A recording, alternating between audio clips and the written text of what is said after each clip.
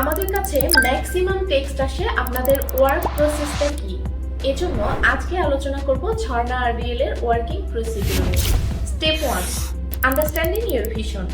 আমরা প্রথমে জানার চেষ্টা করি আপনার কি প্রয়োজন, কেমন পরিবেশ পছন্দ, আপনার লাইফস্টাইল কেমন, এবং আপনি কেমন ড্রিম স্পেস কল্পনা করছেন।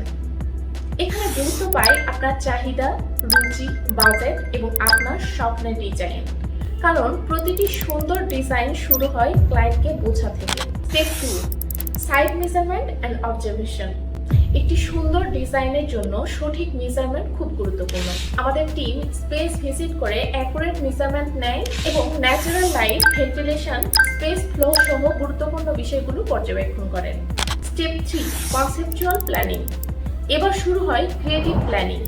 স্পেস ইউটিলাইজেশন, ফাংশনালিটি এবং সৌন্দর্যের সমন্বয়ে তৈরি হয় একটি কনসেপচুয়াল লেআউট, যেখানে আপনার প্রয়োজন এবং অ্যাস্থেটিক্স দুটোই গুরুত্ব পায়। Step 4, furniture and space planning. কোথায় কি ধরনের ফার্নিচার মানাবে, কোথায় কমফোর্টেবল হবে এবং কিভাবে স্পেস ইউটিলাইজ করা যায়, এসব চিন্তাভাবনা করেই করা হয় ফার্নিচার প্ল্যানিং। কারণ ইন্টেরিয়র মানে শুধু দেখতেই সুন্দর না, এর ব্যবহারও হতে হয় comfortable. Step 5, 3D visualisation design.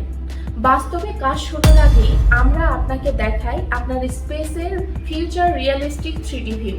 রং, লাইটিং, পিকচার, ফার্নিচার প্লেসমেন্ট সবকিছু মিলিয়েই আপনি আগেই অনুভব করতে পারেন আপনার স্বপ্নের জায়গাটি কেমন হতে পারে।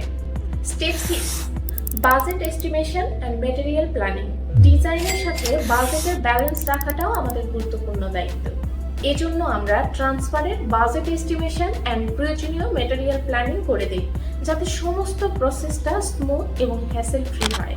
Step 7, project execution and transformation. সব শেষে শুরু হয় বাস্তবায়নের ধাপ।